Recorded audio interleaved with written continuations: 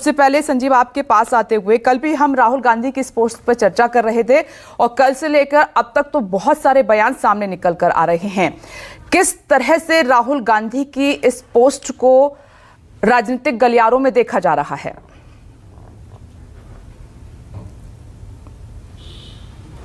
देखिए, राहुल गांधी दिल्ली लौट चुके हैं और इस वक्त वो दिल्ली में हैं।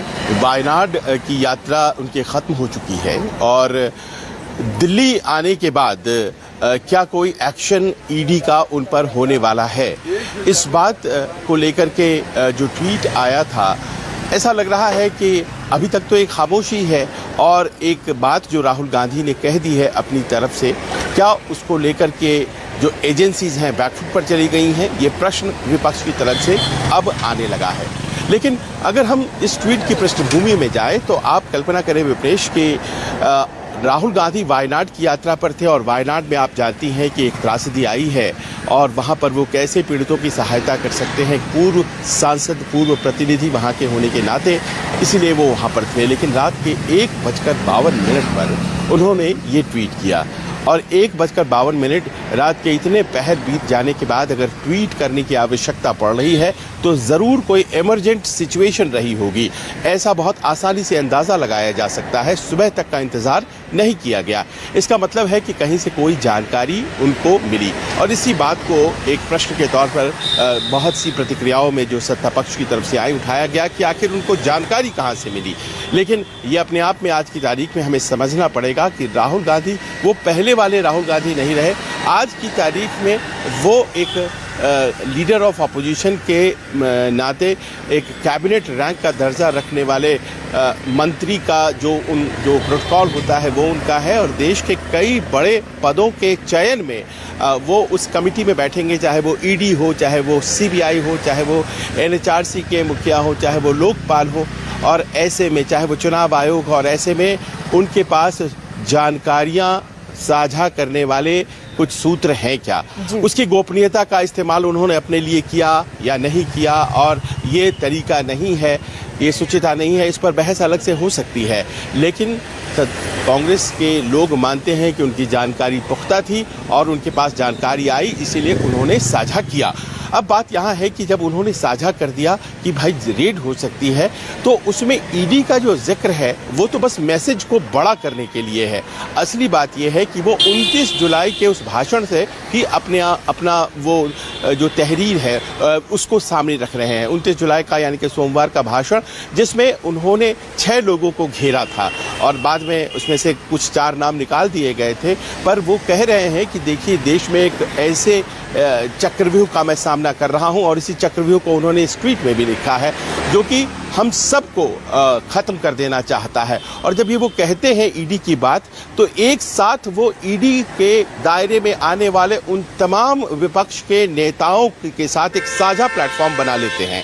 ऐसा नहीं है कि राहुल गांधी के खिलाफ ईडी का मामला नहीं है, जी बिल्कुल है। गांधी परिवार के खिलाफ नेशनल हेराल्ड केस है, गांधी परिवार के खिलाफ अगस्ता वेस्टलैंड वाला मामला है, गांधी फैमिली के खिलाफ आप जानती हैं कि वो जमीन वाला रॉबर्ट वाड्रा वाला मामला है। लेकिन इन सब से इतर एक कॉमन प्लेटफॉर्म बन जाता है, क्योंकि आज की तारीख में विपक्ष के नेता ये कहते नजर आ रहे हैं कि देखिए सरकार के खिलाफ जो भी खड़ा हो जाता है ईडी उसके पीछे लगा दी जाती है। तो एक तो ये प्रश्न हो गया, और जैसे ही हमने देखा कि तमाम ये ट्वीट आने के बाद जो नेता विपक्ष के हैं वो सब के सब डिफेंड करने लग गए राहुल गांधी को। अब यहाँ से राहुल गांधी और आगे बढ़ते हैं। उन्होंने अपनी नैरेटिव को जिस तरह से गढ़ा है, उन्होंने वैसे मुद्दे उठाए हैं जो तमाम विपक्ष के मुद्दे हैं, और उसमें सबसे महत्वपूर्ण एमएसपी का और कास्ट सेंसस का मुद्दा। आप किसान, नौजवान और महिला और वो तमाम जो वेग बातें हैं उसको छोड़ दीजिए। जो 2 मुख्य पॉइंट्स हैं ये पूरे तमाम विपक्ष को आज की तारीख में समाहित करती हैं। तो ऐसे में इस कॉमन प्लेटफॉर्म पर वो मुद्दे उठाने वाले लोगों को सरकार घेरती है। सरकार उनको घेरती है जो कि लोगों की बात करते हैं, और आज सरकार का विरोध करना लोकतंत्र की रक्षा बन गया है। इस तरह का एक नैरेटिव करने की कोशिश की जा रही है कि सरकार का अगर विरोध करते हैं तो दरअसल हम लोकतंत्र की रक्षा करते हैं। और इस कॉमन जो एजेंडा कॉमन परसेप्शन के साथ राजनीति को आगे बढ़ाने की कोशिश हो रही है और यहीं से सरकार असहज हो जाती है, क्योंकि सामने में कई चुनाव हैं जो कि बड़े महत्वपूर्ण हैं। उपचुनाव जो कि उत्तर प्रदेश में होने वाले हैं, उपचुनाव जो कि बिहार और राजस्थान में होने वाले हैं, और उसके बाद 4 राज्यों के चुनाव, जम्मू कश्मीर के साथ साथ झारखंड, महाराष्ट्र और हरियाणा में चुनाव। और अगर ये बिंब काम कर जाता है कि हम अगर आवाज उठाते हैं तो वो लोकतंत्र की रक्षा के लिए है और भारतीय जनता पार्टी अब अपने शासन को बढ़ाना चाहती है, तो ये एजेंसी इसका दुरुपयोग कर रही है।